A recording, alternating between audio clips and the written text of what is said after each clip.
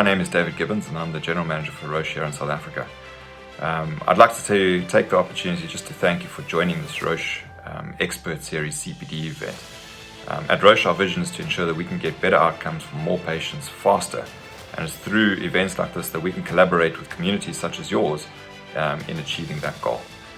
Tonight's discussion will center around and share a lot of new medical information around multiple sclerosis, and I'm sure that you're going to enjoy this. I encourage you to ask questions and get engaged, and I'm really looking forward to the feedback and how we can take these partnerships forward in the future. A warm South African welcome to each and every delegate on this call. My name is Izal van Heerden, and I'm a medical value partner within the neuroscience portfolio. As Roche is committed to provide continuous medical education, I truly hope that the content that will be presented tonight is of great value to you. I also want to urge you to ask questions. Engage with the speaker as he is the true expert on this topic. Lastly, please enjoy the meeting.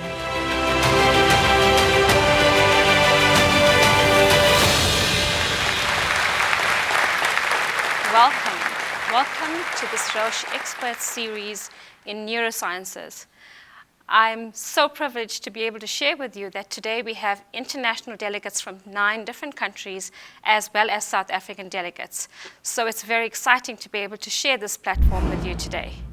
Before we get into the meeting, my name is Sandhya Misra and I am part of the neurosciences team at Roche.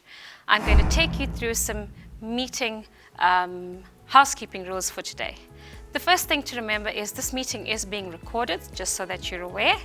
The second thing is that you will be muted throughout the meeting, and this is really just to make sure that we flow easily throughout the presentation. Please keep your cameras on, because if you do, then you become part of our live audience, and we really want that. And finally, you will see that there is a chat box available to you. We'd like you to please put your questions into the chat box. Please don't wait until the end. Continue to put your questions as you go along. If something prompts a thought, type in your questions. What will happen is when we get to the Q&A session, you will be pulled into a breakaway room and you will be able to ask your question live to Professor Haza or to Dr. Dominic Champalo. I'd like to now take you through our agenda for this afternoon so that you have an idea of the flow of events. So firstly, you will see that Dr. Champalo, who is our chairperson this evening, will take you through and introduce Professor Stephen Haza, who is our keynote speaker. Following that, Professor Haza will share his thoughts on B-cell therapy and the future of MS. We will then have a short break. During this break, we encourage you to have some refreshment as well as have some thought. Think about some of the information that has been shared with you and continue to please type in your questions.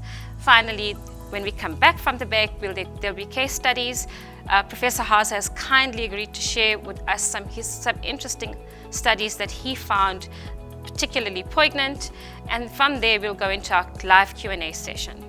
So without further ado, I'm going to hand over now to Dr. Dominic Champalo, who is a neurologist in private sector and who has been practicing for more than 25 years now.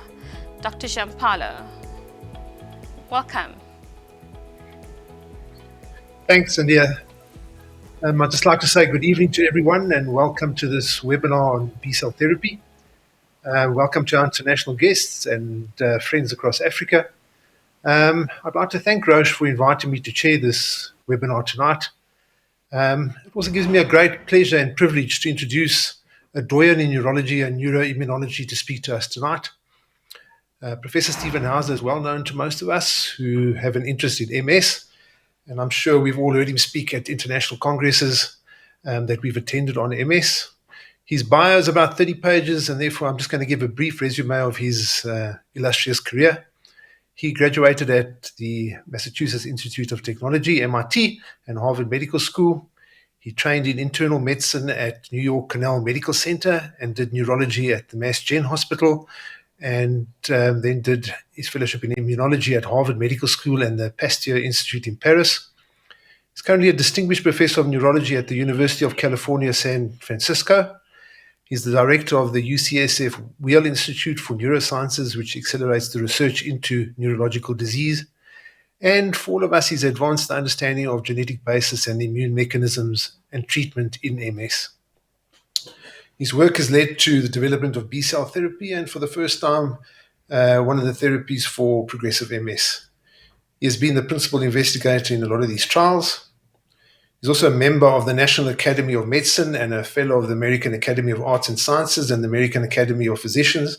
And he's been the past president of the American Neurological Association and editor-in-chief of the Annals of Neurology.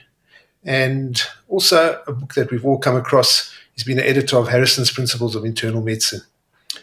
He also served as an advisor on bioethics for the Obama administration and has also received numerous awards, of which I'm only going to mention the Sharko Award for MS Research and the Taubman Prize for Translational Research.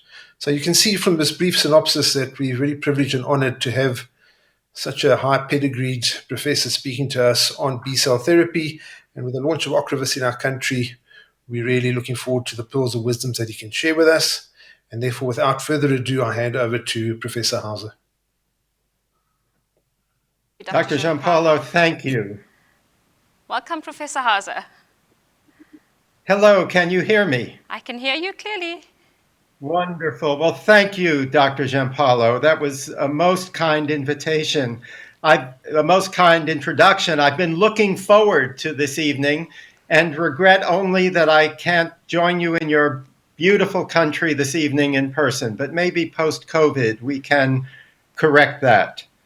I'd like to take you in the next 45 minutes or so on a journey from the past to the future, but focusing on today, on March 31st, 2021.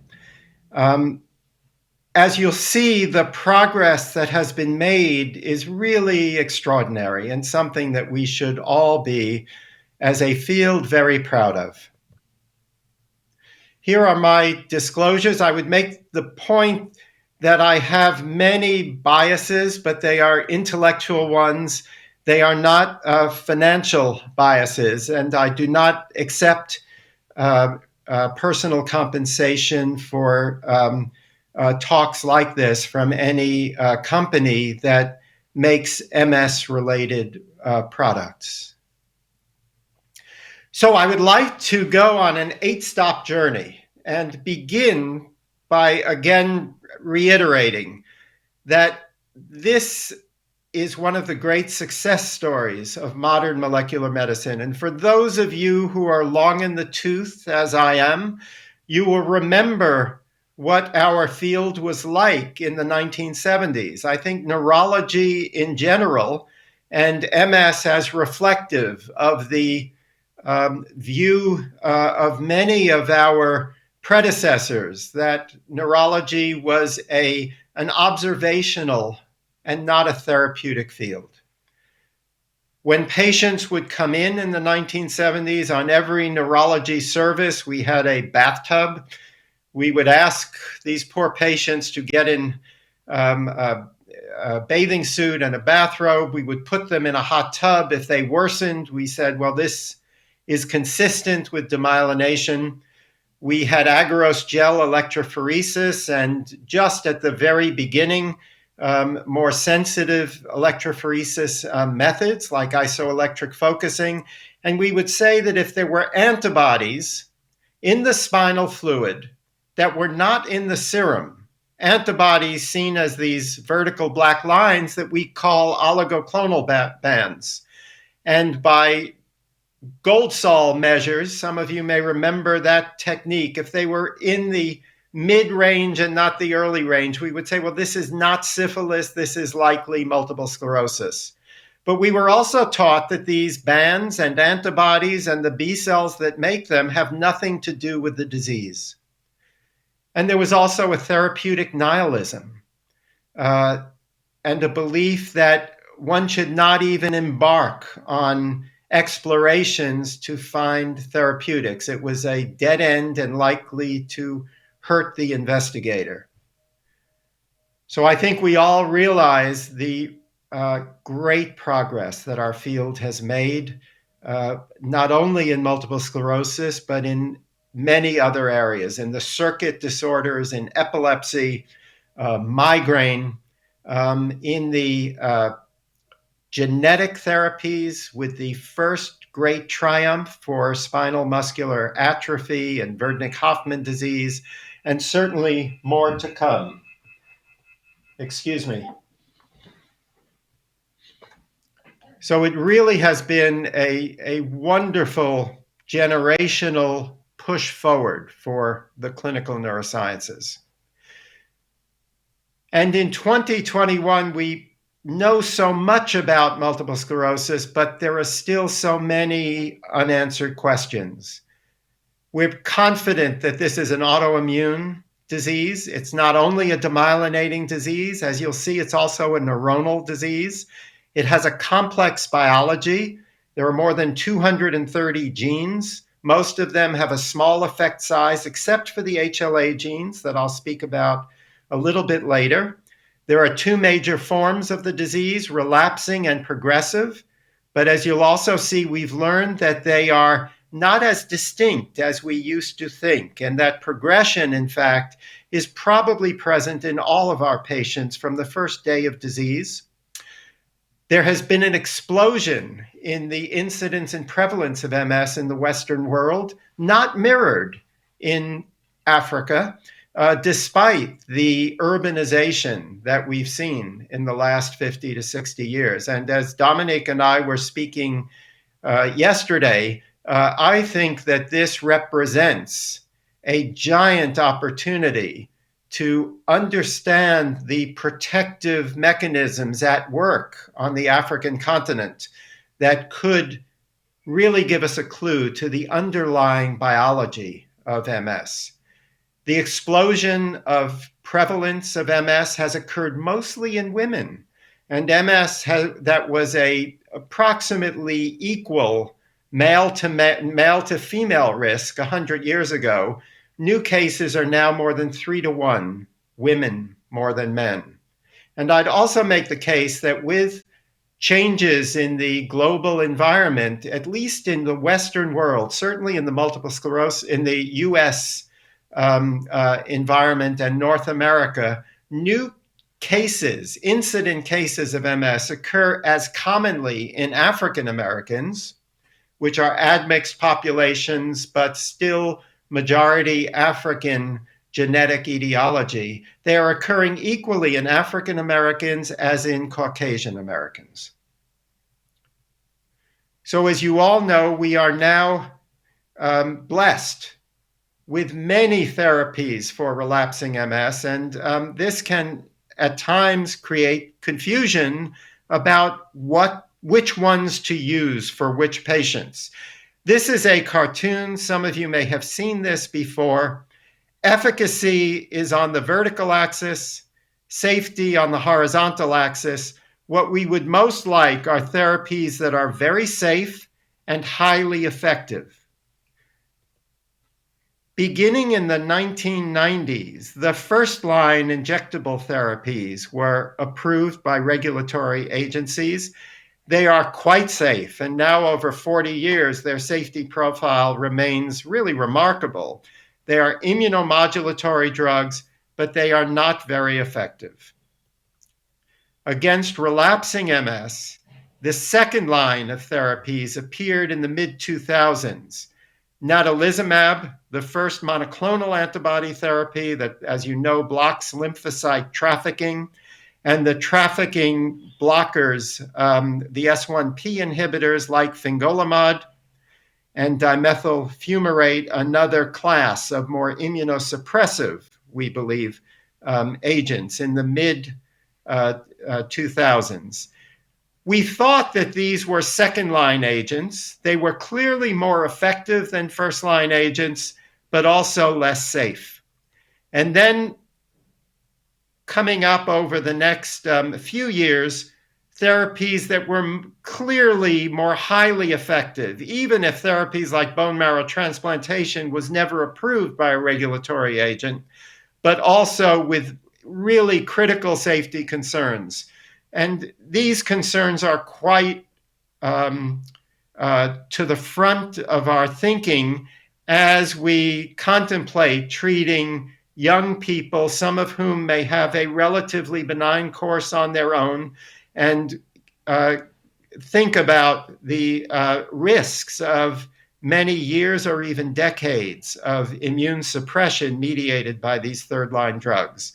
So our traditional approach to MS is to treat to target. We would begin with first-line therapy when patients broke through with new relapses or new MRI evidence of disease activity, advanced to a second line and then a third-line therapy. But of course, if one treats with glatiramer or the interferons as first-line therapy, 2/3 of patients will have an active MRI scan 6 months later, and about 70% will have a relapse over the first 2 years. So the vast majority of our patients under those criteria would be advanced to additional, more effective, but also less safe therapy.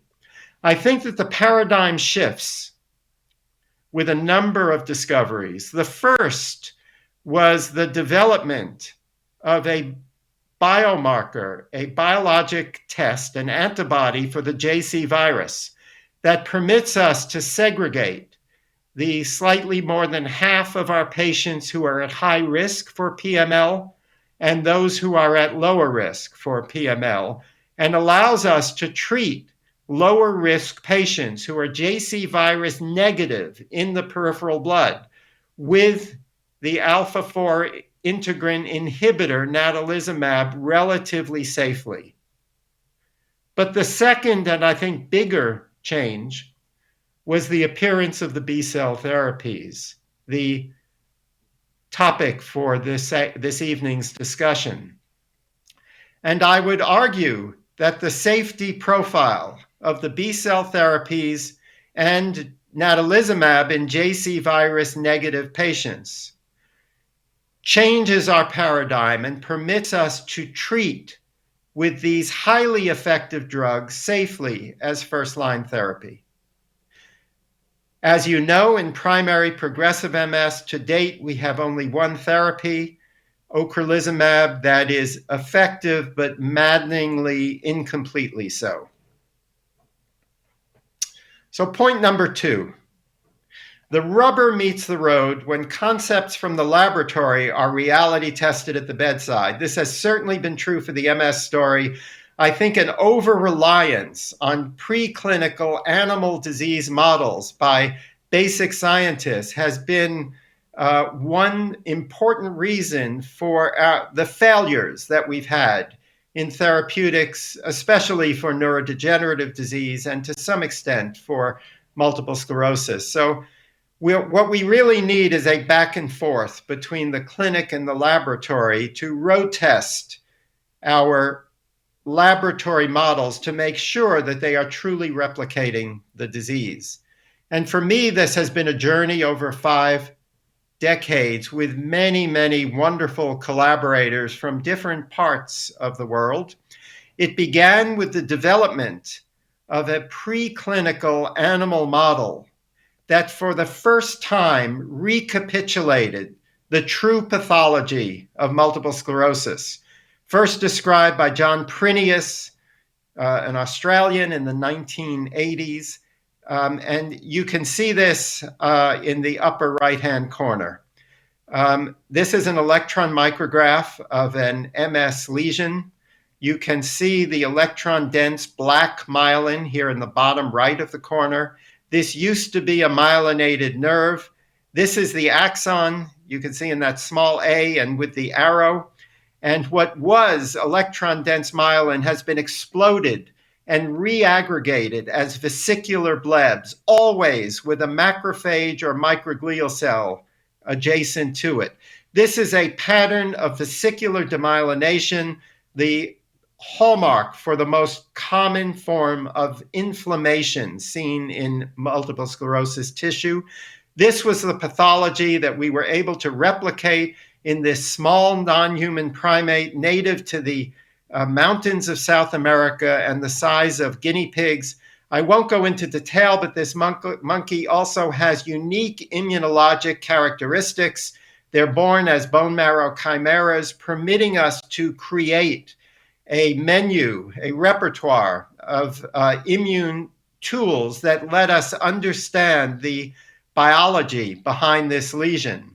We were flummoxed for a number of years because, based on the earlier murine models of multiple sclerosis, the assumption was that T cells mediated the disease, and T cells must mediate this pathology.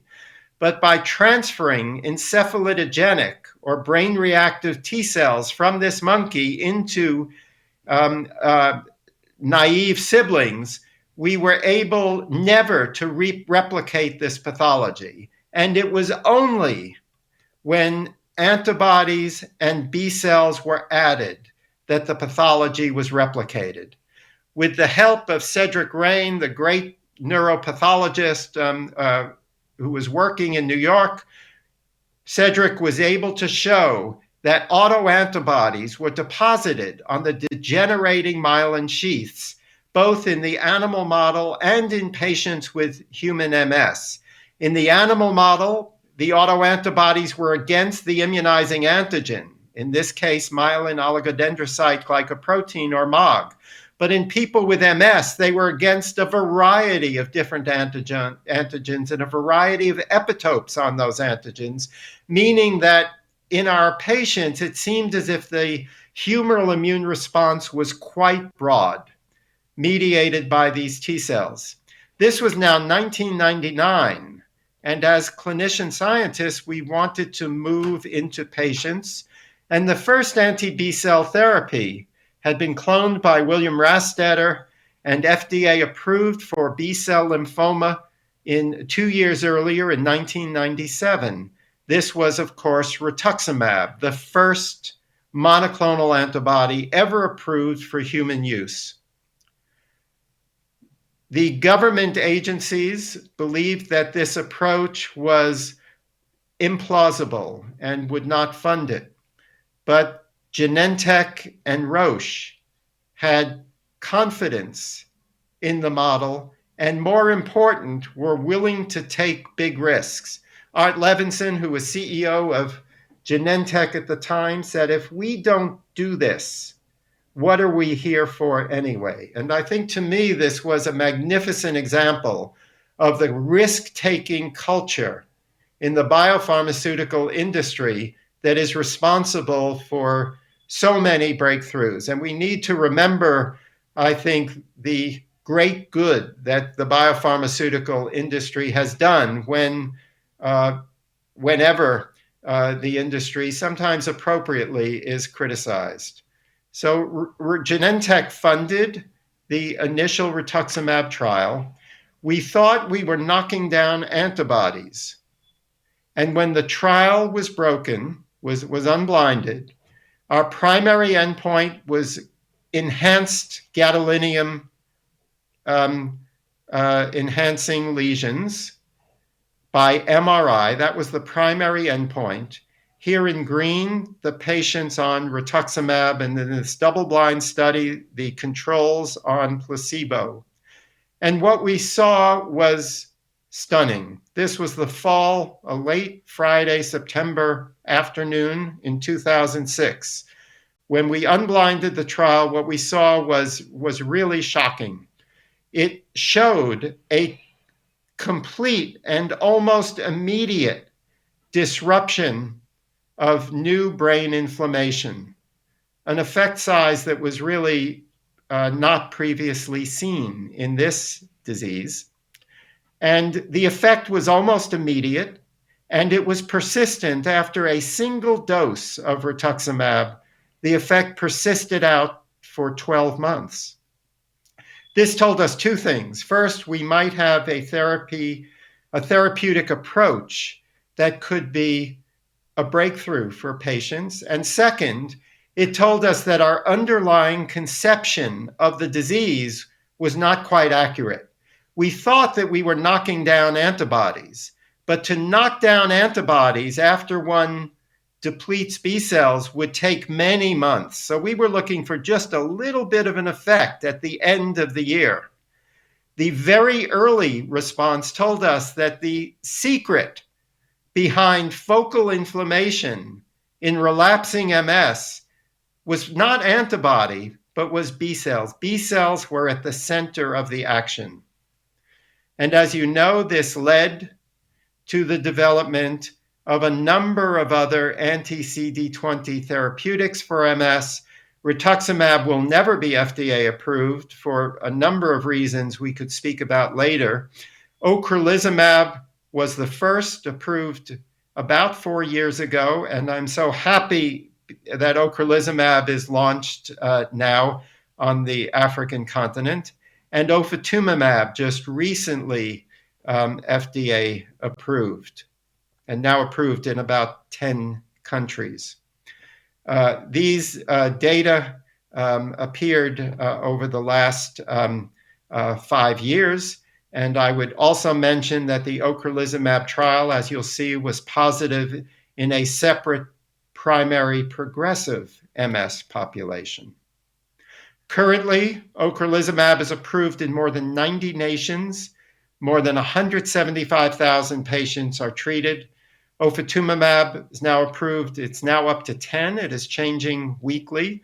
There's widespread use of rituximab worldwide for multiple sclerosis, and there are numerous other anti-CD20s under development. And it's the safety efficacy profile that has made these therapies, in my view, a very attractive first-line treatment for many of our patients. Third, I'd like to continue with the theme that B lymphocytes are key actors in the pathogenesis of MS.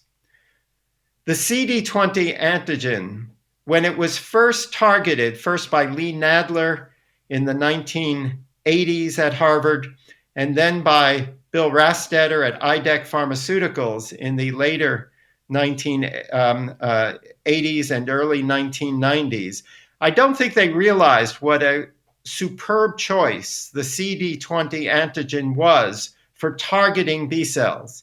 And it's a superb choice because CD20 is not expressed on the earliest B cell precursors, nor on the most advanced differentiation phases of B cells.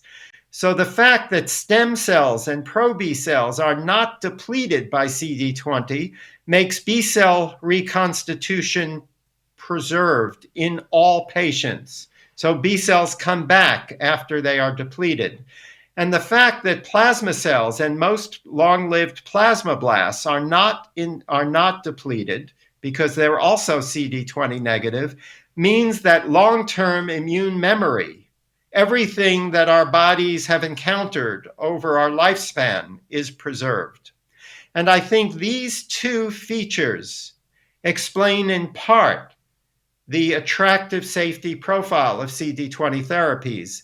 The third is that at the doses that we are currently using, CD20 targeting is most effective for motile, moving B cells, and is less effective at depleting B cells in secondary and tertiary lymphoid structures. So CD20 will completely deplete circulating B cells, but these are only 2% of the B cells in our body. So this also explains probably why therapy has been so well tolerated, even in patients, for example, with rheumatoid arthritis, where continued treatment for more than 15 years has been given. The effect of B cell therapies on focal inflammation in MS is really astounding. Let me just show you in the pivotal trial of ocrelizumab for relapsing MS, the OPERA studies, what this effect size is for new areas of inflammation measured by MRI. This was not the primary outcome in these double-blind studies, but is an important outcome, of course. In patients treated with interferon beta-1a, with Rebif, what you can see is about a 75% reduction in the mean number of gadolinium-enhancing lesions per scan.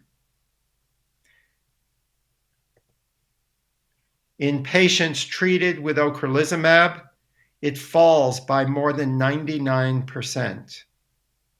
As a biomarker, this effect size is not only unequaled in MS research, I think that it's unequaled in all modern therapeutic trials. And one perhaps has to go back to some of the early antibiotic trials to see effect sizes of this magnitude. In open label extension, when patients with interferon are then unblinded and treated, if they wish, with ocrelizumab, one sees an abrogation of new gadolinium enhancement and a continued efficacy of ocrelizumab treatment in the treatment from onset with ocrelizumab group.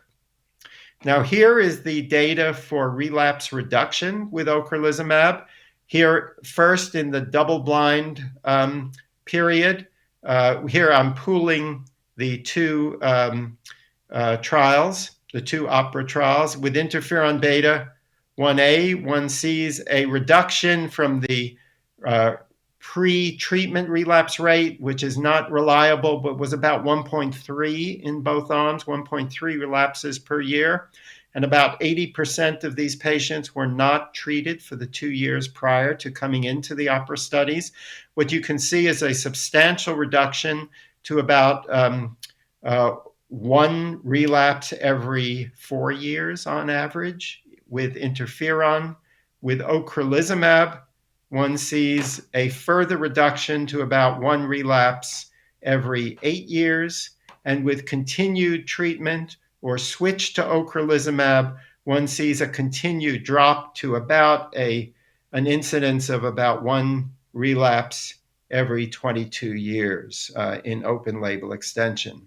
Very impressive data, but much less complete than the MRI data that we saw. What are these relapses that we can't see by MRI? This has been, I think, seen in all of the modern MS clinical trials, that effects on gadolinium enhancement outstrip the effects on clinical relapses. But it is because the gadolinium enhancement was completely abolished in the OPERA trials, we see it in a way that is clearer than ever before. What does this mean? What were these relapses that we didn't see reflected by MRI change? Could they be small relapses in the white matter that our MRI missed? Could they be spinal cord relapses, cortical relapses that we do not detect clearly? Or could they be pseudo-relapses? And this is, of course, an area of great investigation currently. I'll just show you for completion the recently published ofatumumab data. We published this last fall. And here in the Asclepios trials of subcutaneous ofatumumab anti-CD20 therapies, one sees essentially the same data. And I will not go through this in great detail. Here for the relapse rate data, one sees essentially the same data, with one relapse about every 10 years in the early 2-year follow-up period with ofatumumab and a 99% decrease in gadolinium enhancement. Number 5, and I think this is perhaps the most important biologic lesson that the B-cell therapy trials have taught us. If we silence focal inflammation, we're now able to see silent progression occurring even in our young patients during relapsing MS. Prior to the B-cell therapeutics era, we began a cohort in San Francisco. Bruce Cree is the principal investigator of our cohort. And about 4 years ago, we first published this observation of silent progression. And you could see a paper in Annals from late 2019, that is the most recent data here. More than 90% of our patients made it to the 10-year follow-up point. We found that very few people had attacks. We had an attack rate, like with the interferons, of about 0.2, one every 5 years. These relapses increased disability at 1 year, but had no influence on the 10-year outcomes. Similarly, active GAD-enhancing MRI scans had no long-term consequences that we could measure.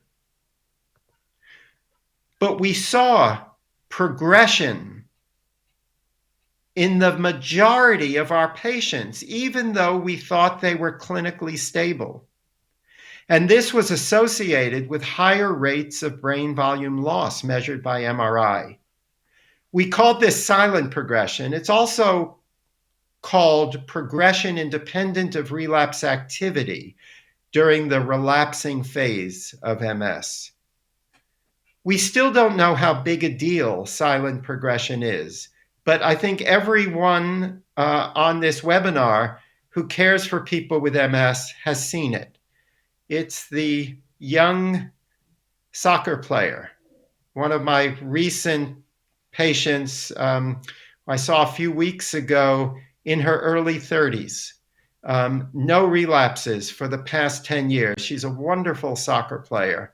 She now falls if she's not careful when she kicks the ball.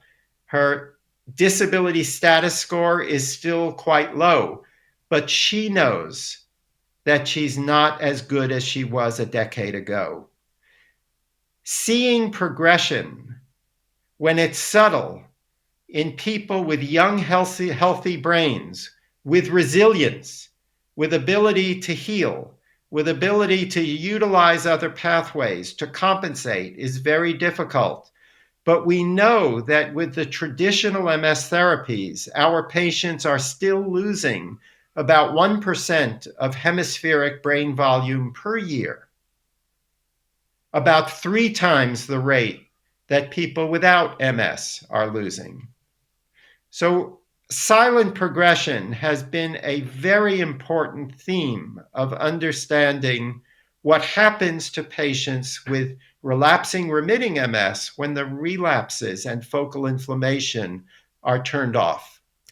So in the pre-treatment era, many of you have seen this is the traditional view of MS.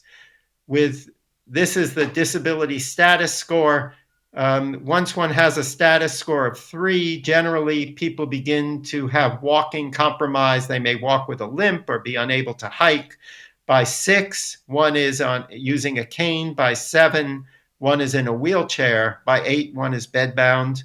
This is the benign population, EDSS 0 to 3, and the secondary progressive or severe population is up in EDSS 6 to 8.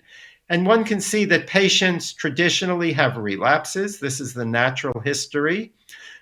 We know that there are MRI changes that occur far more often than relapses. People will have a relapse maybe once every 9 or 10 months early in MS, but will have a burst of MRI inflammation, multifocal, perhaps once every 6 weeks. Most of these bursts are subclinical, but patients, as we know, say, I don't feel well, I'm fatigued, I have brain fog, I may have mild bladder dysfunction that we fail to assess adequately in patients with early MS. With this, there is a progressive increase in total abnormal white matter volume affected by MS, measured by MRI, and a progressive change in total brain volume. Well, today, I think if we begin with high efficacy therapy, my prediction was that patients would then be stable, that the evolution of relapsing remitting MS to secondary progressive MS would be delayed, and that brain atrophy would be stabilized. But what we have seen is that silent progression, which is subtle but very real, is unmasked when attacks are silenced, and that progressive atrophy, although mitigated, is not completely returning to normal, even when we're treating with high efficacy B-cell therapy. Let me show you silent progression, or progression independent of relapse activity, with ocrelizumab in the OPERA relapsing MS trials. Here is in gray, and now in brown, you can see the interferon group. And here at 2 years, about 12% of patients are worse. That's a good number to remember, 10 to 12%. It's about 5 to 6% of patients with relapsing MS per year will have silent progression. And the vast majority of this is relapse independent. This is knocked down with ocrelizumab by about 40%. There's a hazard ratio here of 0.6 to about 6% over 2 years, or 3% per year. This is exactly what we found in the cohort, the EPIC cohort that I mentioned to you earlier. Over 10 years, we found 55% of patients with relapsing MS who developed confirmed progression worsening that was relapse independent. So it's about 5 or 6% a year, knocked down to 3% per year. With ofatumumab, the numbers are the same. Now let's look at the primary progressive MS trial with ocrelizumab. And remember that ocrelizumab is the only therapy approved for primary progressive MS. Rituximab was tested in primary progressive MS in a pivotal trial, but failed in its primary outcome to reduce disability progression. The p-value was 0.13, and the problem with that trial was that the rituximab trial was underpowered to see an effect. The ocrelizumab trial was not underpowered, and here we see the effect. And you can see here that when we look at 2.5 years out, that in the placebo arm, about 35% of patients, compared with about 25% of patients, had confirmed disability worsening, a hazard ratio of 0.7. Not all that impressive, is it? However, the benefit of ocrelizumab in primary progressive MS, shown here in this dark blue line, translates to more than 7 years of wheelchair-independent existence for the average patient with primary progressive MS.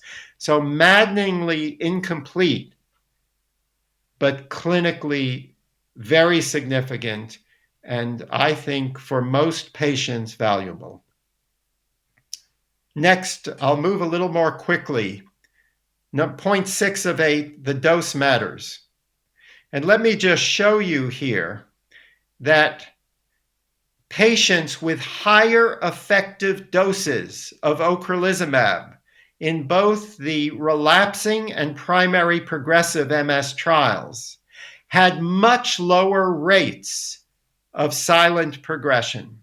So here we can look at the confirmed disability progression based on body weight, and that's exactly the same as based on effective dose of the drug that we were able to measure by a sensitive ELISA, and also the extent of B-cell depletion in the peripheral blood.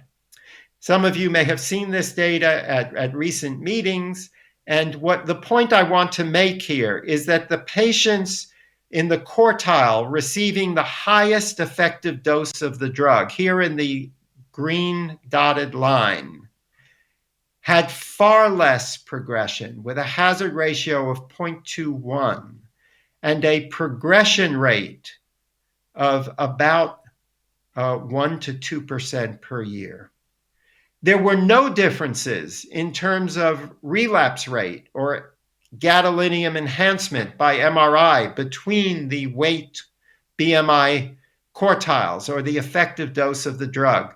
So the lesson here is that when we treat at the current recommended doses with ocrelizumab, and I think with most B-cell therapies, we are way beyond, in all of our patients, the dose needed to control relapses. But to control progression, we are at the lower end of the bell curve. And we have started trials to bring everybody up to this higher effective dose of the drug in order to confirm these exploratory studies from the OPERA trials. I'd make one more statement, which is that with the ofatumumab subcutaneous therapy, we did not see this additional benefit on silent progression in the lowest weight dose group. And that may be related to the fact that subcutaneous dosing is likely to give lower effective doses of drug into peripheral blood than is intravenous dosing, and that may translate into more effective ocrelizumab distribution within the central nervous system. That's where we think progression lives, as you'll see in a moment. I'll speak about COVID perhaps a little bit later in one of the questions, but we'll just make the point that immune responses are certainly blunted in patients who receive B-cell therapy, but they are not abrogated, and effective immune responses can still occur, although we strongly recommend against live vaccine immunizations in patients on active B-cell therapy. Point 7, a little biology.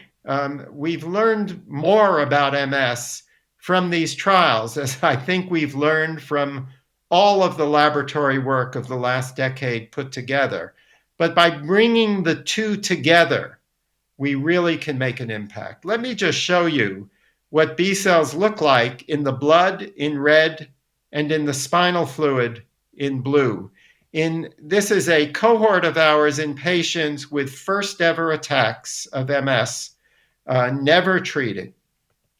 What you can see, these different categories reflect the differentiation cycle of B cells, from naive B cells to antigen-stimulated memory B cells, SM, to plasmablasts, CD27 high cells. And what you can see is that in peripheral blood, in our patients and also in ourselves, the majority of our B cells are naive, not antigen-educated B cells. But in spinal fluid, there's a dramatic shift, and the majority of B cells that we see are antigen-educated, somatically mutated B cells and B cell plasmablasts, as well as some plasma cells. These cells are clonally restricted. They make the oligoclonal immunoglobulin that we measure. But how they're working is not all that clear. As I mentioned at the beginning, we initially thought that the secret was autoantibody production. And here you can see a B cell that's made its way into the nervous system. In the nervous system environment, it's turned on, it turns into a plasma cell, it makes antibodies, and a plasma cell is an amazing engine for antibody production. One plasma cell will make 50,000 antibody molecules a minute. These molecules, as I said, are clonally restricted, but the clones are different in different patients. And we think that a small proportion of them bind to myelin or to nerve cells, but not most of them. This probably doesn't explain why B cells are so effective. What may well explain it is the antigen presentation function of B cells. B cells are professional antigen presenting cells, but they've been thought traditionally to be highly selective antigen presenters. So they bind and they take off, they scrape off fragments of antigen that are recognized by their clonal antibody or B cell receptor that sits on the surface of B cells. B cells have clonal antibody on their surface, but not secreted. And it's thought that these B cell clones can trap antigens that they recognize through their hypervariable regions, internalize, process these antigens, and then express these antigens on histocompatibility complex molecules, and especially class 2 DR molecules. And as many of you know, there are about 1,000 different DR molecules, but it's primarily DRB1 1501, and in Africans with MS, its ancestral form, DRB1 1503, that differs by just one amino acid. And it's thought that B cells, through their MHC molecules, seen here in purple, present antigen to the T cell receptor, seen here in light brown, with co-stimulatory molecules securing this transfer of a stimulation message. Magnificent work by Roland Martin in Germany, published just this past year. We summarized this in a New England Journal review just last month that you can see if you're interested in the details. But what is very clear is that this antigen that's being presented may well be processed fragments of the HLA molecule itself. It's processing fragments of itself to T cells that are activating T cells. But even more exciting, these processed fragments of the DR2 molecules are cross-reactive with a number of other things, with Akkermansia bacillus, which is a pro-inflammatory bacterium, which in Western societies is more prevalent in the gut of people with MS. And it may also be cross-reactive with a number of myelin peptides.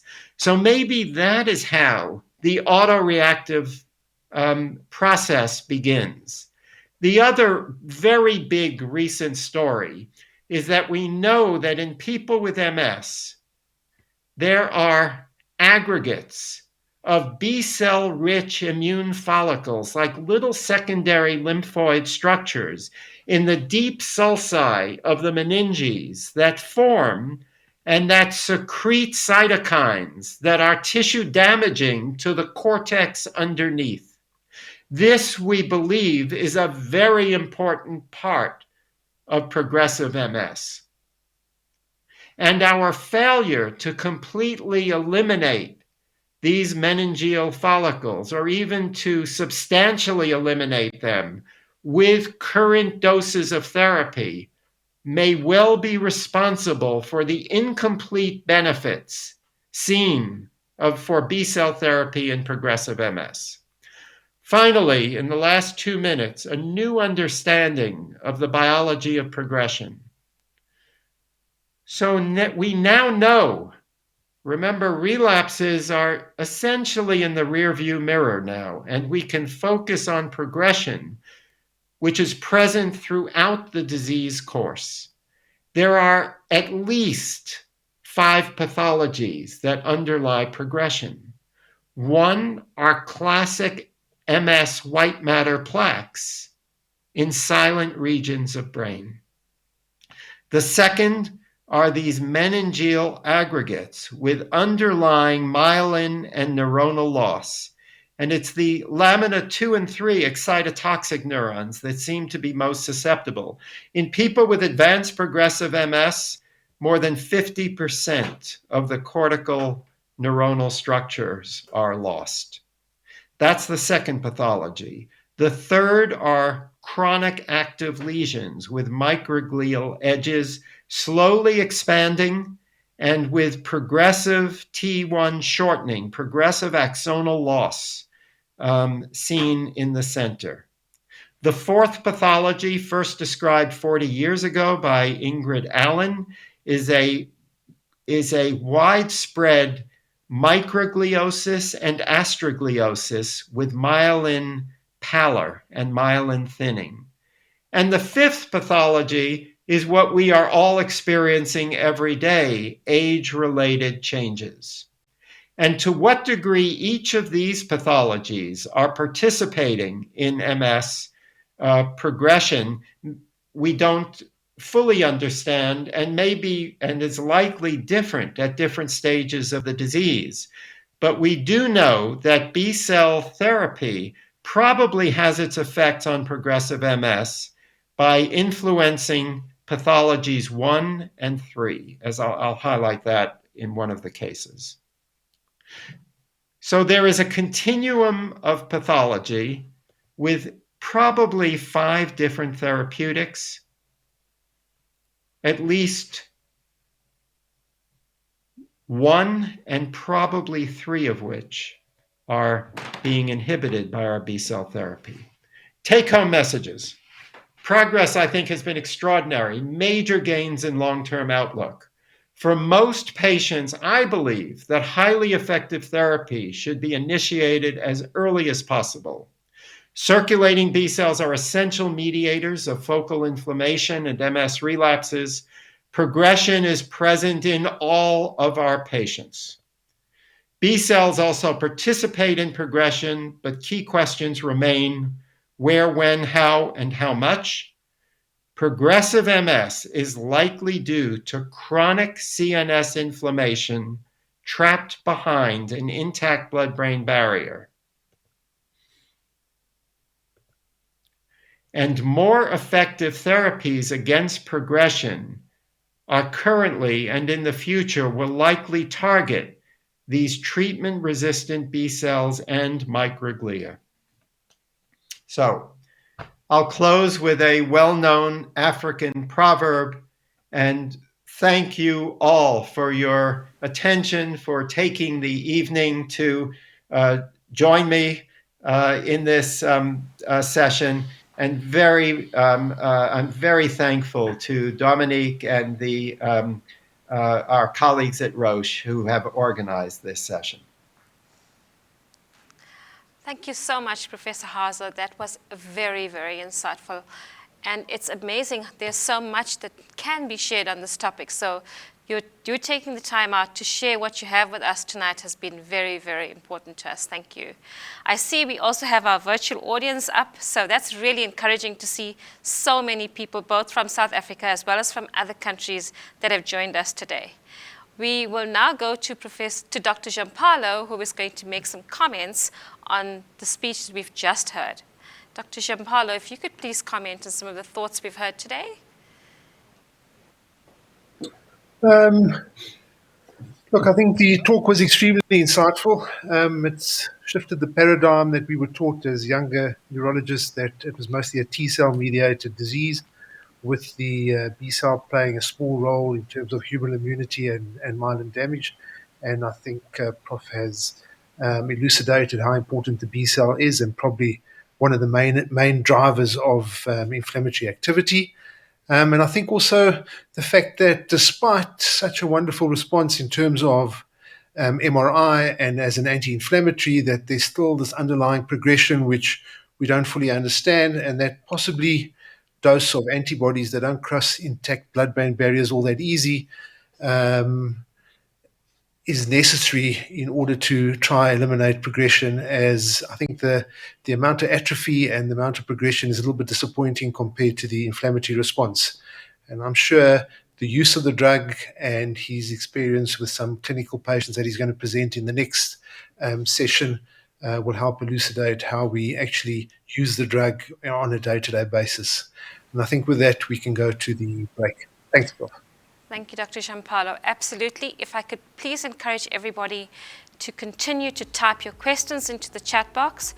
When we have a break, you can continue to type the questions into the chat box. Please remember to keep your cameras on even during the break, and we will now take a 10-minute break. Enjoy your break. We'll see you back here soon.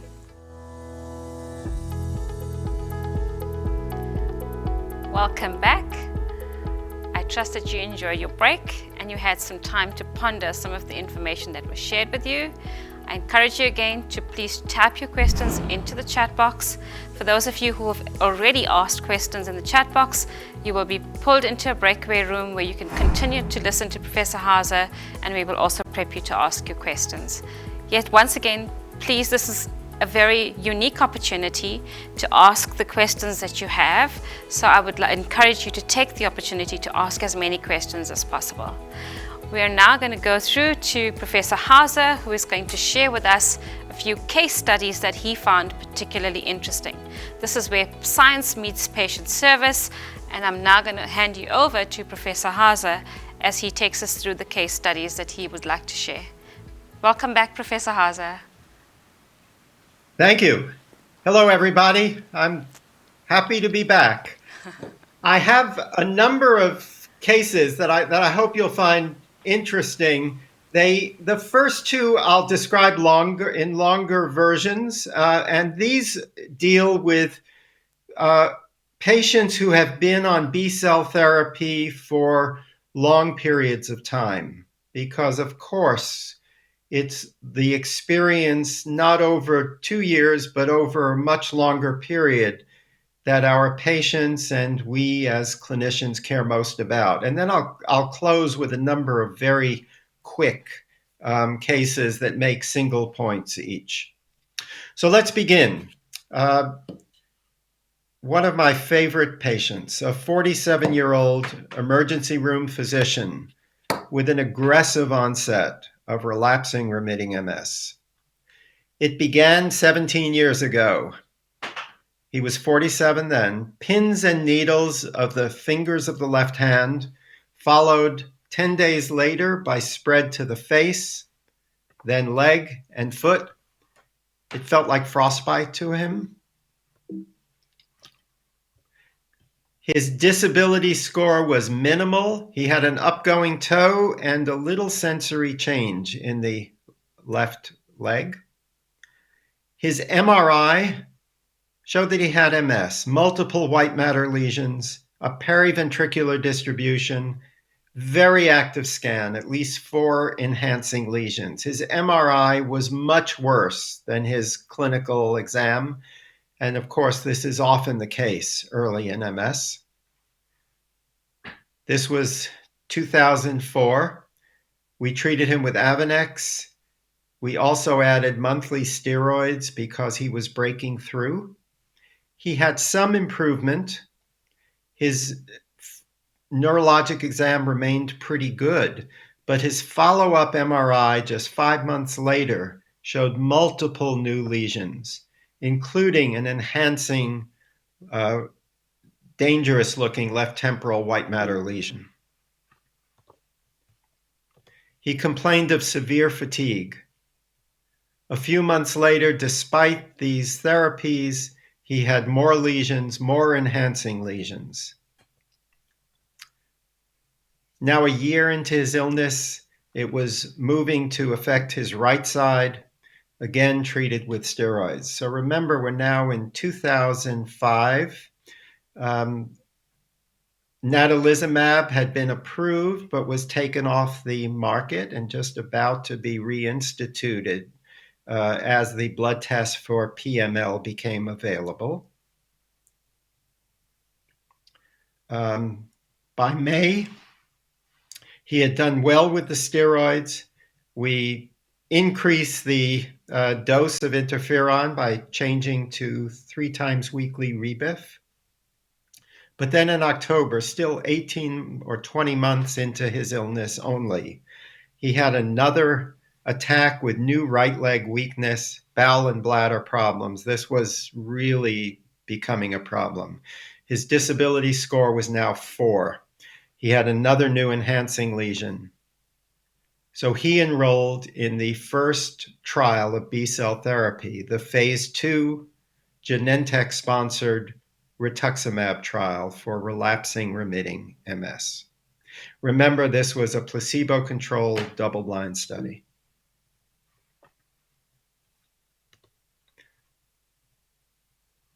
By the next spring, he was back to playing handball. He's an athlete. His exam was normal. His MRI was now inactive and unchanged. We celebrated together. It was wonderful news. But then, 3 months later, his right arm became numb, his left arm, and another attack. The MRI showed a new large frontal enhancing lesion and interval atrophy progression. Because he's a physician, he's not supposed to do this, but he self-administered a B-cell count and it was normal. He realized that he was in the placebo arm. In November, he received rituximab. He chose it over natalizumab, now had been returned to the market. He received only 2 additional courses of rituximab, the most recent in 2011. So over 5 years, he received 3 courses. He's now 64 years old, working full-time, still an athlete, trekking in the Himalayas, neurologic exam unchanged, MRI stable, has received no MS therapy for 9.5 years. I'd not have predicted this with an aggressive onset of disease. I'd like to credit the therapy with B-cell anti-CD20 rituximab, and maybe we can credit rituximab, but maybe this is the natural history of his disease, one of the many conundrums that we face when dealing with a disease with uncertain prognosis that can range from just a nuisance to a devastating malignant-like progression. So one point that I would make here, though, is that we began the rituximab very early in the disease course, 2 years into his disease. Let me just show you the phase 2 data with both rituximab and ocrelizumab. I think these are particularly interesting because these are the only good data that we have that tell us what happens when the drug is stopped and B cells return from the bloodstream. So here is the rituximab phase 2 data, rituximab again in blue and the placebo in black. A single dose at time 0, a single course of a paired dose at time 0 and day 14, and then 48 weeks of follow-up. B cells return to the bloodstream between 16 and 36 weeks, between 4 and 8 months. And yet MRI disease activity did not return, even months after B cells returned. This was even more striking in the phase 2 trials of ocrelizumab, where we had an 18-month window after the trial was stopped and a 24-month window after therapy. And here, an 18-month window after therapy. And here we can see that there were 4 doses of drug of ocrelizumab given at 6-month intervals. The first dose was paired. Here the pairing at 24 was only for the placebo arm. The treated arm got just 1 dose. So 4 courses of treatment spaced 6 months apart. And then we waited 18 months for the MRI outcome measure. And what you can see here is that in both groups that were given rituximab, they were given ocrelizumab at 24 weeks, 48 weeks, and 72 weeks, 18 months after the 72-week dose, there was still no recovery of disease activity. So maybe in my patient, we were seeing even 9.5 years out, no new disease activity and a resetting of the B cell marker of the B cell activity level, a rebooting of the humoral immune system, perhaps.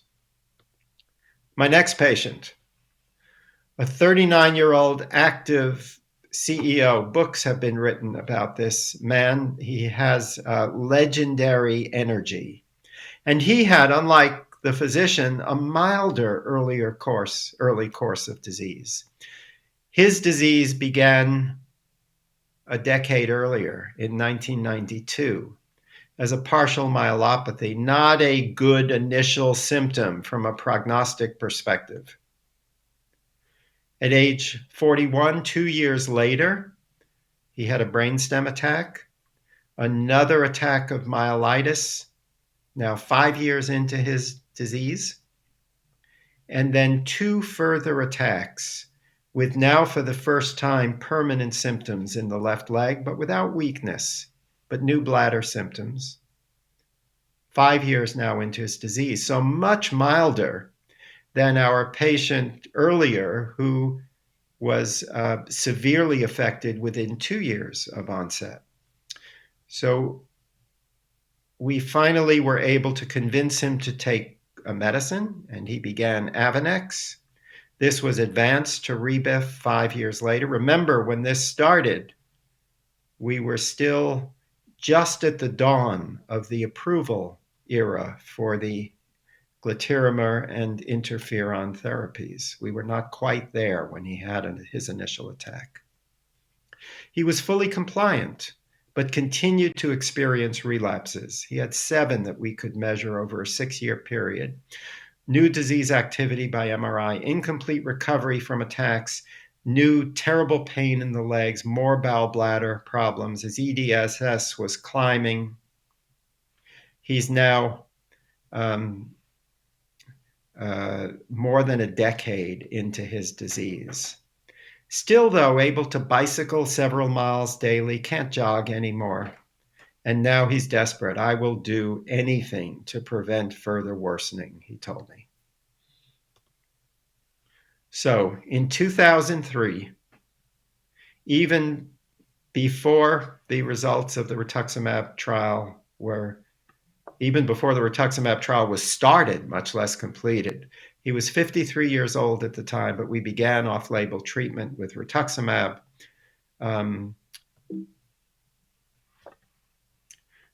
To date, he's received more than 20 courses of rituximab, spaced initially 1 year apart. He had no further relapses. His yearly brain MRI scans have been stable. So we started in 2003. 5 years later, he said, Doc, I'm feeling a little worse. My right leg doesn't feel quite as good. And there was a little bit of weakness there.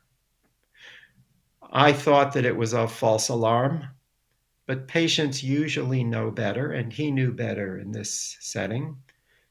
He progressed rapidly despite the rituximab therapy. He became cane dependent in 2012, crutch dependent in 2013, and then wheelchair dependent with terrible bowel bladder problems, terrible chronic pain. His brain MRI shows no new lesions. He's being treated with a B-cell therapy and overall a low white matter lesion load. He has a spinal cord predominant form of the disease. And there is interval progression of a symptomatic lesion at C6. A lumbar puncture after 20 courses of B-cell therapy revealed persistent oligoclonal bands. Hyper-mutated, activated B cells were still in his nervous system and likely driving the progression that we were seeing. By MRI, I will just show you on the weaker side, one could see progressive thinning of the precentral motor gyrus on the affected side. So I'm going back to a slide that I showed earlier with this continuum of progressive MS pathology over time. Waves of inflammation with plaques that are in silent areas early on, then meningeal aggregates, then chronic slowly enlarging lesions, then diffuse microgliosis and astrogliosis, and then late progressive burnout. And as I mentioned, with B-cell therapy, we're making a strong, nearly complete effect, disrupting these silent white matter lesions. We have some effect on chronic active plaques, and you can look at the data that Colm Elliott and Doug Arnold presented from the ocrelizumab trials last year in the journal Brain to see this story in detail. But clearly, in the second patient, we were not influencing this terribly progressive course, likely mediated by some of these pathologies and probably most importantly, B-cell aggregates in the meninges and the Virchow-Robin spaces. I would suspect that our first patient was spared this outcome because we treated early, but we don't know that for sure, although we are finding out now in a number of prospective randomized trials that Roche is conducting with earlier treatment and higher dose treatment to give everyone the effective dose of ocrelizumab that was given to the patients with the lowest BMI in the study. We know that those are safe doses. So many questions remain, but my take-home message from these two cases is that treating earlier is probably treating better, at least for some of our patients. Now, in the last couple of minutes, I'd like to just go to a lightning round to share with you a few management questions that have been difficult for me and are certainly being asked of from many patients to us who have MS. Another physician, a 41-year-old physician with early relapsing MS, was found on screening exam to have a positive hepatitis B core antibody. HBV DNA was negative, LFT is normal. This person is a chronic hepatitis B carrier. We were able to treat this patient initially with entecavir, an antiviral that's effective against hepatitis B. And after 1 week of therapy, we know based on rituximab data that we can safely begin B-cell therapy with a very low risk of hepatitis reactivation. An important principle that patients who are carriers of Hep B or Hep C can be treated safely with B-cell therapy given the advances that have been made with antiviral therapy. Case 2, a 62-year-old woman with long-standing MS, treated successfully with rituximab for 3 years, but then developed osteomyelitis. Her IgM level is low, but IgG levels are normal. I discontinued rituximab. The ocrelizumab data shows that low IgM levels have no influence on infection risk. Low IgG levels do, but still the vast majority of patients, even those with low IgG levels, do not develop serious infections. One interesting thing about IgG levels, circulating blood IgG levels, is that they tend to drop, but they don't bottom out. So they stay in the mid, sometimes low 500s, but they don't go down to very low levels unless the patient has an immunoglobulin deficiency. Some of you know that IgA deficiencies and some of the immunoglobulin deficiencies are linked genetically to the DRB1 1501 MS-associated haplotype. So before starting treatment, always check IgG and IgM levels in your patients to make sure that they are not IgG deficient.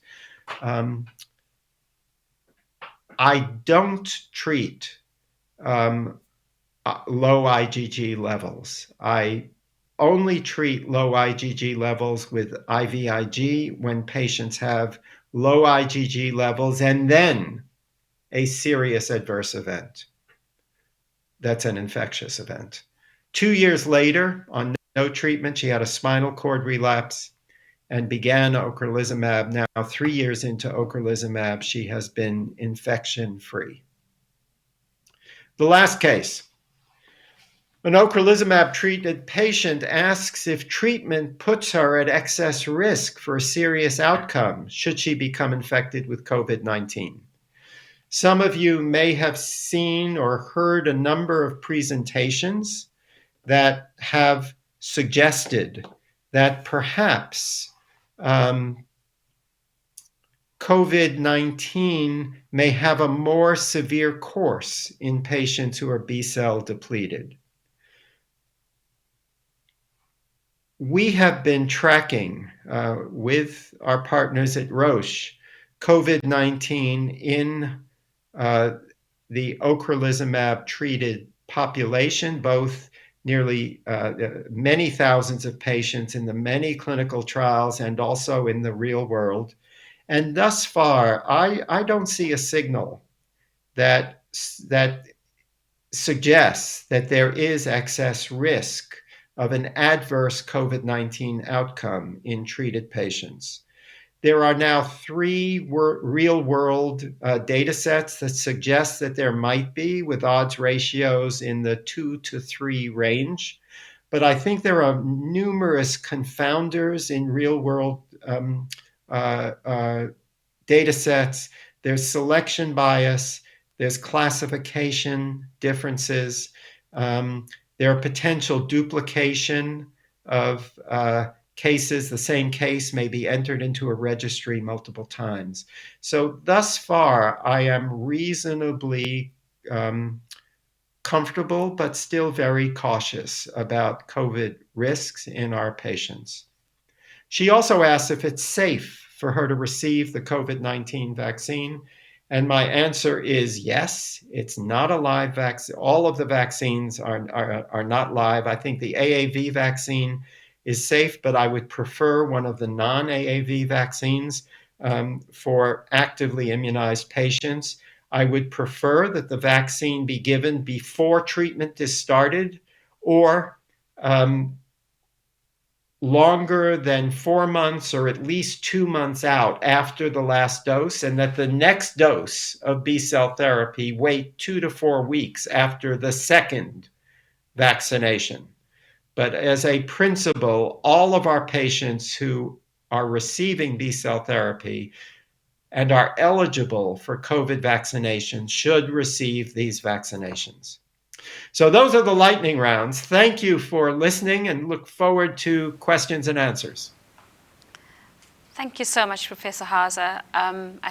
Those cases were really interesting, and I'm really looking forward to the questions like you are. To our audience, just a reminder again that you can type your questions into the chat box and we will pull your way to the breakaway room so you can ask your questions, so please continue to do so. In the interim, however, we're going to go back to Dr. Giampaolo. Dr. Giampaolo, if you can please comment for us on some of the case studies as well as kick off the Q&A session. Welcome back. Thank you very much. I think I'll kick off with a few questions for Professor Hauser. You mentioned in one of the case studies the long-term use and monitoring of immunoglobulins. If a patient is not having an increased risk in terms of recurrent infections, but you have noticed that their immunoglobulins have dropped, is there a case for a yearly dose instead of a 6-monthly dose, or do you give them a honeymoon period off the drug? So that's an important question, Dominique. I don't adjust dosing based on IgG levels unless something very strange has happened. The levels fall dramatically that they shouldn't in normal people. So if IgG levels are out of the 500 range, I would rethink what I am doing and wonder about a superimposed Ig deficiency. Um, you will note that in the first two cases, I was treating patients annually. And that is something that I thought, and I think the world thought, was quite reasonable because of the long duration of benefit against attacks from a dose of B cell therapy. The problem is, it is not maximally effective against progression. And to the extent that one believes that progression is important, even in early relapsing MS, I think every patient, if you believe that, then the optimal regimen is at Q6 monthly regimens with a full dose. I would not recommend treating at a at a lower dose or at a higher dose than recommended, although in the future we may well be doing that. That other case that you presented with the gentleman who was having the aggressive initial period and then settled down and at 65 seems quite active still. Yeah. Is there a role for B cell therapy as an induction agent? Possibly it then seals up the blood brain barrier, and the use of small molecules such as a BTK inhibitor or one of the mods after that as a maintenance. Is that feasible? I think, Dominic, that is the future. I think that we should begin to think about uh, autoimmune diseases in general, the way we approach cancer, with concepts of induction and monitoring and maintenance. And one question that we have no good answer for is how much treatment is needed? How long do we need to treat? For our 18-year-old youngsters who are starting on therapy, are we thinking of 50 years of treatment? This doesn't sound reasonable to me. So I think we have just begun a study called IMPACT, which treats at the dawn of the disease with ocrelizumab, and we will be advancing to a higher dose of ocrelizumab and monitoring oligoclonal bands as an additional marker of disease activity that we would like to abrogate, to eliminate oligoclonal bands with therapy. And I think our best chance to do that is with early therapy. BTKs are very exciting therapies, and fenebrutinib is a BTK drug, which is the most selective BTK that we have and is currently in clinical testing by Roche. And fenebrutinib has great advantages in that because it is such a selective BTK inhibitor and doesn't hit other kinases, the safety profile looks preferable to the less selective BTK inhibitors that have currently been put on the market. And second, as we've learned more about Bruton's tyrosine kinase, it's now clear that it's quite important for plasma cells as well as B cells and also for microglia. So with a BTK inhibitor, we might be able to go after not only the B cell pathology of MS, but the microgliosis in progressive MS. So I think BTK inhibitors are very exciting. And one could imagine an induction therapy with either one or two drugs. And then if we had the right biomarkers, we could monitor or maintain whenever monitoring suggests that the disease is is recurring, even if it's below the surface. And I saw there was some abrogation of oligoclonal bands from the CSF with parenteral cladribine, which, I mean, cladribine primarily is a B-cell therapy in its own right. Do you think it was just the dose and the parenteral administration that actually allowed that to happen? So I think that is a great question. And to me, no evidence of disease activity has to incorporate no evidence of immune overactivity in the central nervous system. And oligoclonal bands is one great marker for that. There have been claims that natalizumab could reduce oligoclonal bands that have not been confirmed. Others did not find this. That more recently, that bone marrow transplantation, that autologous stem cell transplantation might eliminate oligoclonal bands. As you note, that cladribine might in highish doses. And also, data will be coming out that that ocrelizumab treated early might have the same benefit in some patients. So I think this is a very exciting area for the future. And one last question before I give somebody else a chance. The concept that Epstein-Barr virus might be the driver and B cells are the repository for them, and that they activate a more pro-inflammatory type B cell. And should we be possibly vaccinating patients early on in childhood to prevent the whole milieu from occurring? What are your thoughts on that? That's a fabulous question. And could it be that earlier infection with EBV on the African continent might explain the lesser degree of MS that we see in Africa? So I think this is quite interesting. I didn't mention that we have gone into great depth studying memory B cells, plasmablasts, and plasma cells in the nervous system of patients looking for evidence of Epstein-Barr infection. As many of you certainly know, when we're infected with Epstein-Barr virus, most of the time it is with us for the rest of our lives.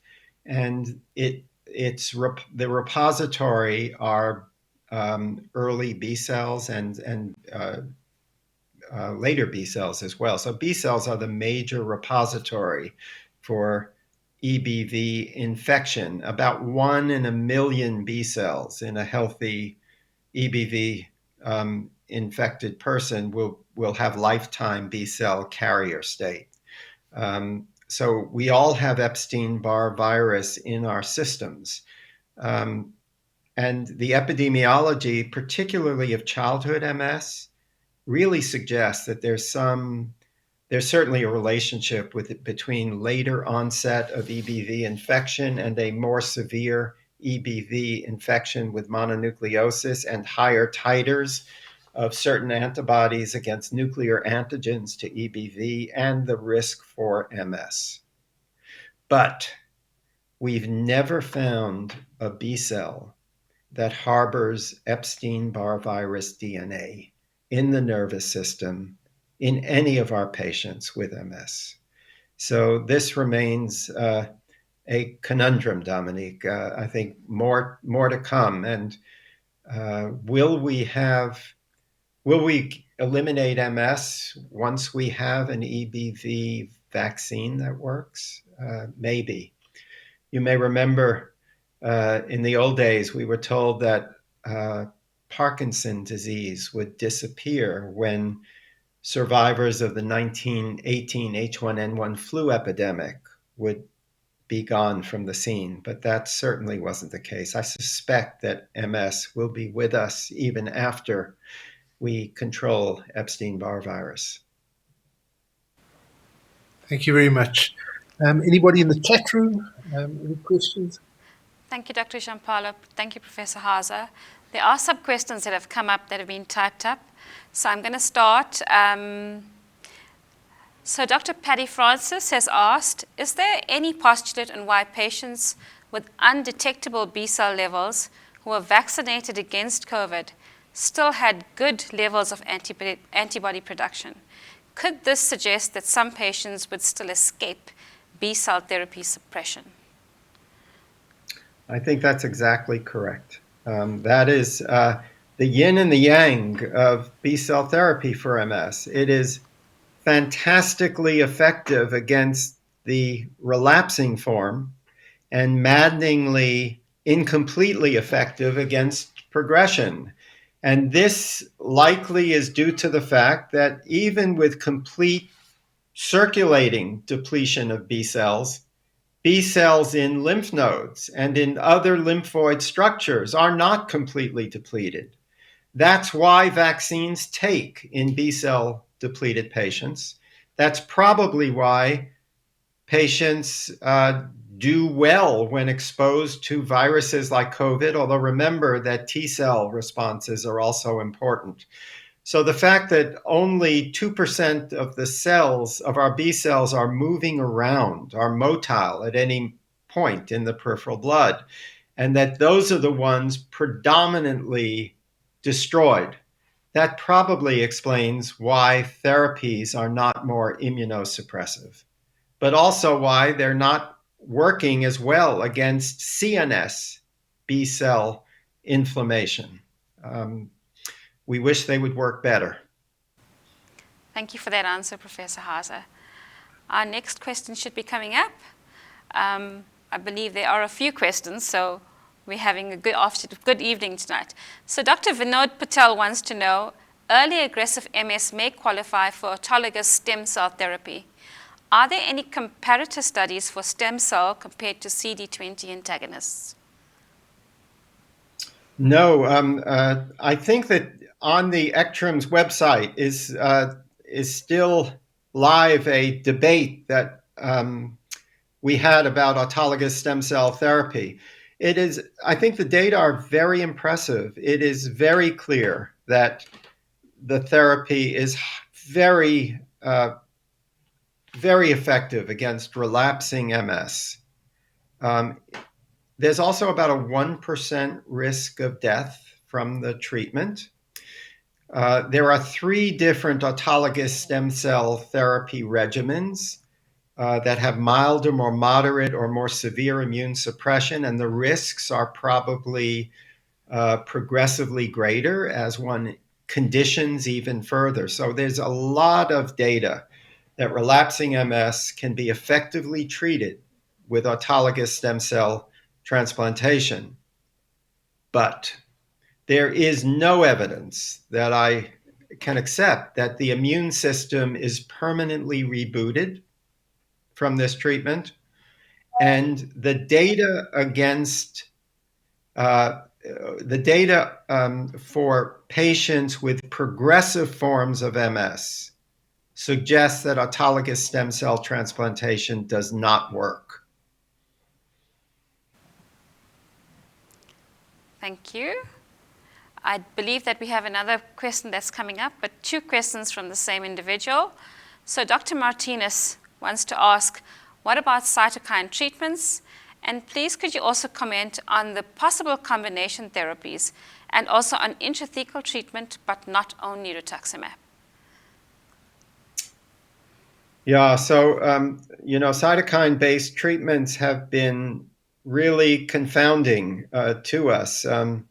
Who would have thought that TNF inhibitors would make MS patients worse? If one looks at the effects of inhibiting pro-inflammatory cytokines in mouse models, they are dramatically effective, but they don't work in people with MS.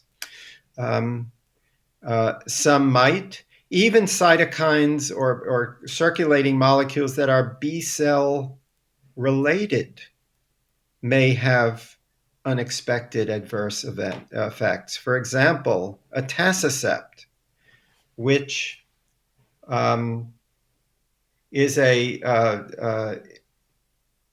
is a monoclonal decoy receptor that binds the B cell growth factors, BLIS and APRIL. Atacicept, a B cell therapy, made people with MS worse. So I think we have to be very careful about translating our expectations based on mouse data to patients. And it's just been surprising to me that we've made patients worse in a number of cytokine-related trials where we thought we'd make them better.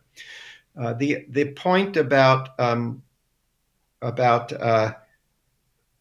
combination therapy, I think that may be in the future. We need the regulatory agencies to make it easier to test combination therapies. But I agree that this may be a part of the future. And one could easily imagine, for example, going back to Dominic's earlier point, that one could induce early treatment remission with a combination of an anti-CD20 or a BTK inhibitor, and then maintain that remission with an anti-CD20. Thank you for that answer. That's very interesting. Dr. Shana Mink, can any of these drugs repair prior damage? Yeah, very, very important. We know that about 60% of lesions remyelinate. The remyelination is only partial, and interestingly, it's incredibly age dependent. Older folks don't remyelinate. There are plenty of pre-myelinating oligodendrocyte precursor cells in active MS lesions. They seem to migrate from other sites. There are more oligodendrocyte precursors in MS lesions than in normal brain, but they appear to have a defect in differentiation, and they're blocked at the pre-myelinating stage. So promoting remyelination is a wonderful goal, I think, especially early in lesion development. It is also pretty clear, based on both animal data and some MRI data, that our therapies against relapses also improve the capacity of the brain to remyelinate once the offending pro-inflammatory molecules in cells are controlled. Specific therapies that promote remyelination are also very exciting areas for the future. Things like selective estrogen modulator drugs, or SERMs, and other remyelinating drugs, I think are part of our future. Thank you for that. That's a very, very, very comprehensive answer. I think, Professor Hauser, that really gives more insight into the problem. Just a reminder to everybody at home to please continue to put your questions in. This question and answer session has been very, very valuable to a lot of people. So continue to put your questions into the chat box so that we can bring them up. I do believe we have another question. What is the risk of PML when a neurologist switches from natalizumab to ocrelizumab? So as implied by the question, some patients have developed PML, but those cases were carryover effects from natalizumab. Rituximab has always had a black box warning against PML. I think that is not deserved. Rituximab, as you know, is treated predominantly in patients with B-cell lymphoma, which is a PML predisposing condition. And when used for other autoimmune diseases like rheumatoid arthritis, is given as an add-on to anti-metabolite or other chemotherapy type treatments, things like azathioprine, methotrexate or cyclophosphamide. And beyond that, rheumatoid arthritis is also a PML predisposing condition. But even in those settings, the risk of PML with rituximab is less than 1 in 30,000 per year, so very low. And there has not yet been a case of PML in an ocrelizumab-treated patient, with the sole exception of one older gentleman in his late 70s with a low white count who entered into the study. So I think that the safety of ocrelizumab vis-a-vis PML remains encouraging. Okay, thank you. I do believe that we still have a few questions, so thank you. Keep them coming. We still have some time to take as many questions as we possibly can, and we promise you that we will try and get to as many people tonight. The next question is, how would you tackle the issue of malignancies in ocrelizumab?